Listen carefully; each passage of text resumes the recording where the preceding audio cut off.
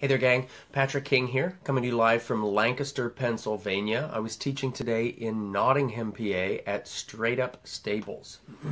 So, question today comes from Sonia, and Sonia wants to know, when you're looking at a new horse, what's your process? What questions do you ask before going? What do you want to see when you get there, etc.? I'm not always or not often in the market looking for horses, but oftentimes I will help others look at horses that they're interested in buying. And honestly, my biggest thing is color. No. It's breed. No. It's the age. No. It's none of that stuff, okay? But we do see a lot of people that want to buy by age, by color, by breed, by discipline, by, markings on their face or their legs. That stuff is ridiculous. That stuff is silly. What I think about, first and foremost, what I want to see is the horse sound, right? That's a big thing to me. Is the horse sound? Is it... I'll say good-minded, right? Is it a horse that wants to get along and wants to kind of do what we want it to do and that sort of thing? Does it have any skills that are necessary for what we want the horse to do? This takes me into kind of the next thing. My question for everyone when they're looking at a horse is maybe a little bit different. It's, what's your plan for that horse? Too often I see riders that get started or they get a new horse and they don't really have a plan. They don't have maybe a coach lined up to help them. They don't have necessarily specific goals lined up for that horse. They don't have a team of people that can care for that horse and help them care for that horse as far as their vets and their farriers and their chiropractors and their, all those other things. So my big question when I have a client looking for a new horse is, what's your plan?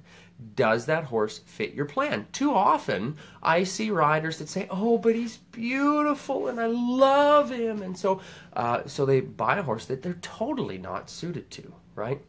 Or isn't suited to them, or maybe it is, but it has some soundness issues, or it has some, challenges that need to be overcome. Now, I'm not saying that there's anything wrong with soundness issues if it's something that can be treated and dealt with and you're willing to work within that. But the biggest thing that we need to make sure, if you're buying a new horse, what's your plan? Okay, especially for new horse owners, we see this happen all the time. They have no idea. They don't have any trainers or coaches lined up. A lot of times they don't have transportation even lined up for their horse in the event of an emergency, right?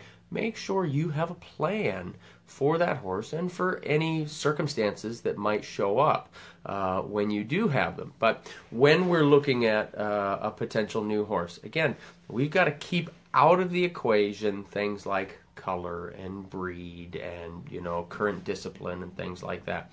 What is the horse particularly suited for, and does that suit your goals? And honestly, I like a horse that's going to challenge the rider slightly, right? So many times we see riders that get a horse that's way above their current level, and that horse maybe has a hard time coming down to the level of that rider, and then we end up with a real clash there, right? So I think it's a good idea for a horse to push the rider to learn a little bit more,